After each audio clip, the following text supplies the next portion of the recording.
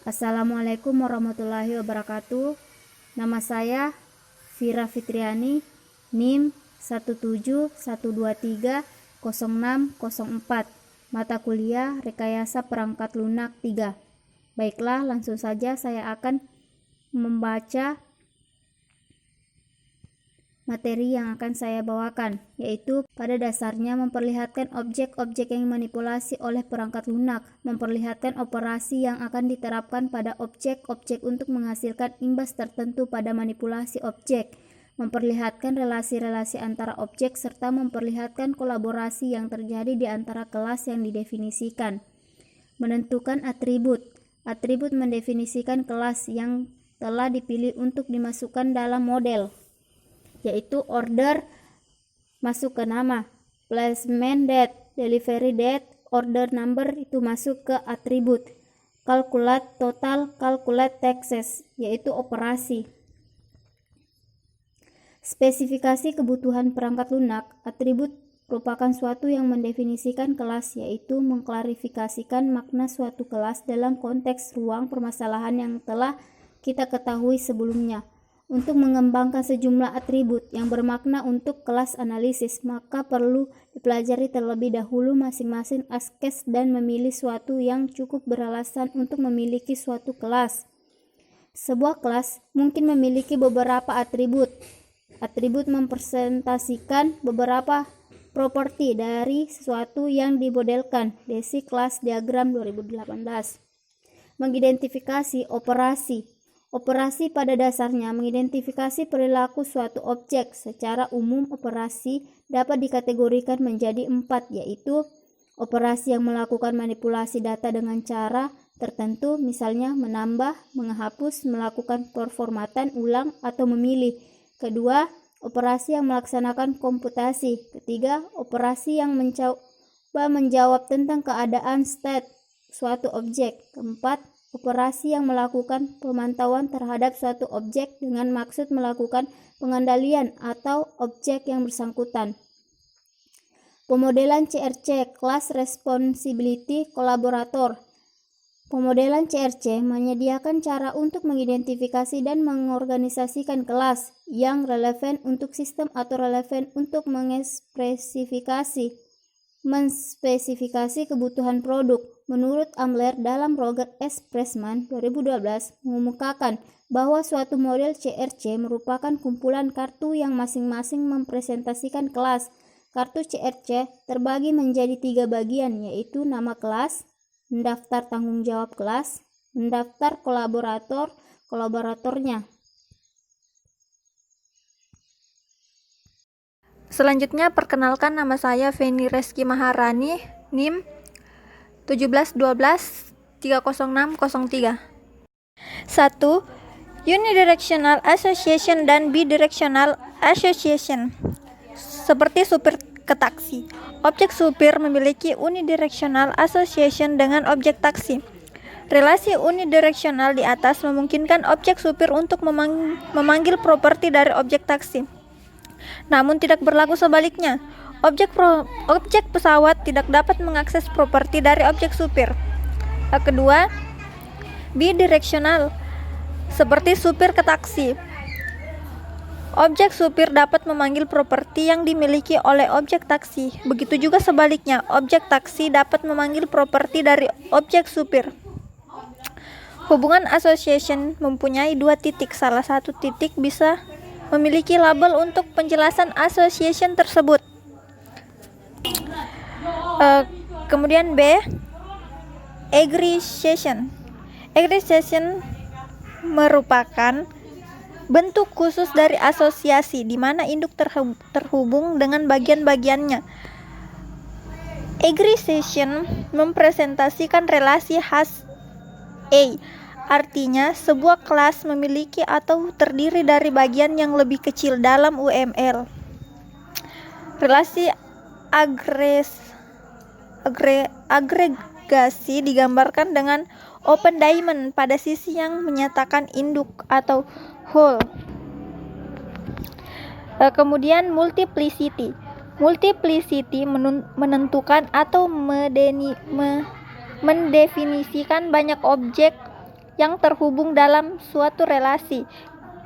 Indikator multiplicity dapat terdapat pada masing-masing akhir garis relasi, baik pada asosiasi.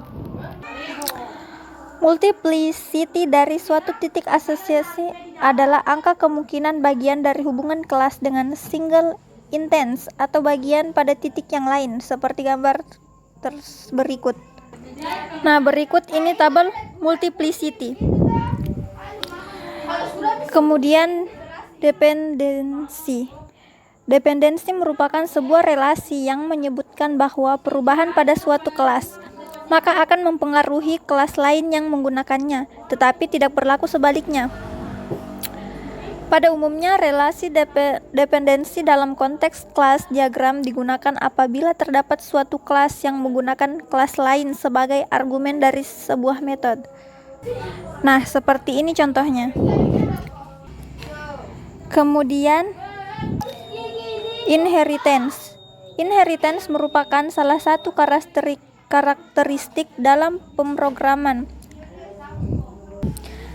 berorientasi objek, di mana kelas mewarisi atau inherit sifat atau dalam hal ini atribut dan operasi dari kelas lain yang merupakan parent dari kelas tersebut. Selanjutnya, generalization.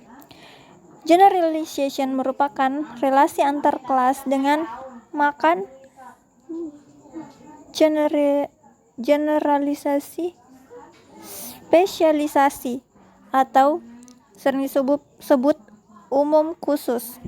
Nah, seperti gambar pada tabel di bawah ini.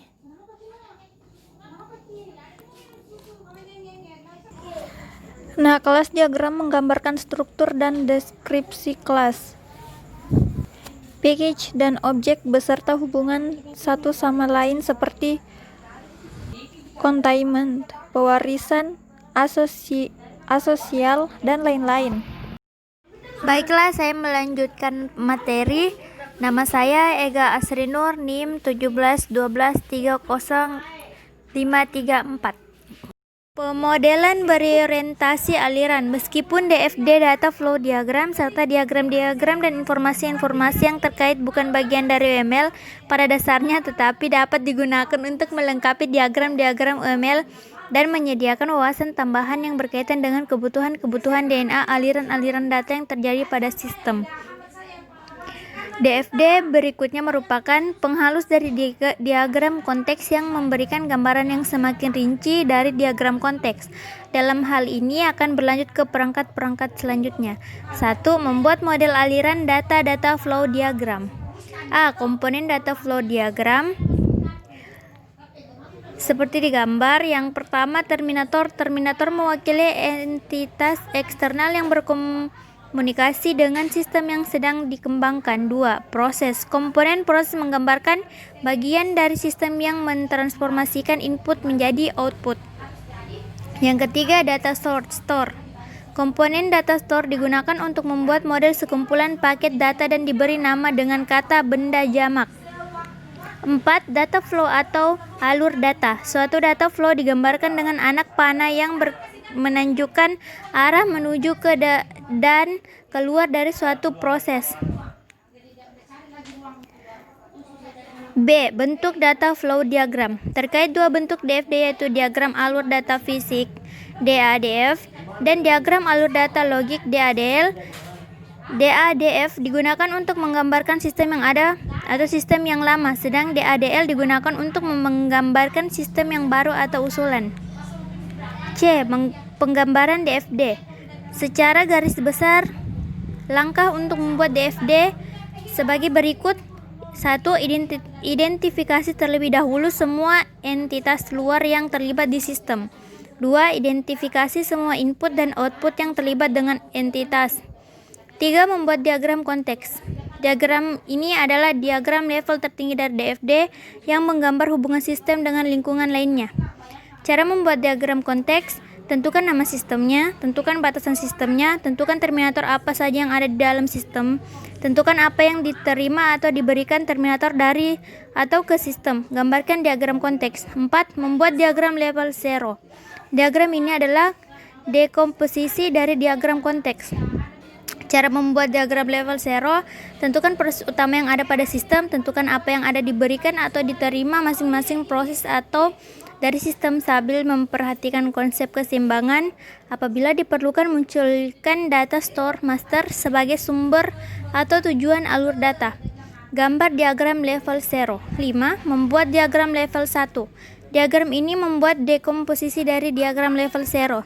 Cara menggunakan diagram level 0, tentukan proses yang lebih kecil dari proses utama yang ada di level 0, tentukan apa yang diberikan atau diterima dari proses ke atau dari sistem dari perhatikan konsep keseimbangan.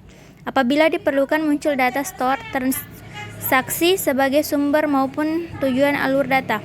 Gambarkan DFD level 1, DFD level 2, 3, dan seterusnya.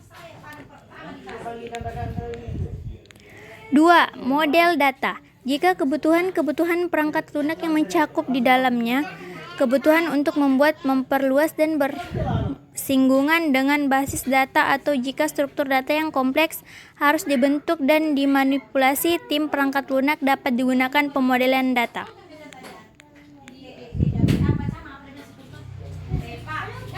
Simbol-simbol IRD. 1. Entity, 2. Relationship, atribut. Adapun jenis atribut yang digunakan dalam IRD adalah key, atribut simple, atribut composite, atribut multi-valued attributes, atribut turutan, atribut key. Derajat relasi. Derajat relasi menunjukkan banyaknya himpunan entitas yang saling berelasi. Jenis derajat himpunan relasi adalah unary, binary, ternary. C. Pemetaan kardinalitas relasi. Untuk himpunan relasi biner, pemetaan kardinalitasnya dapat dibagi menjadi one to one to many, many to one, many to many.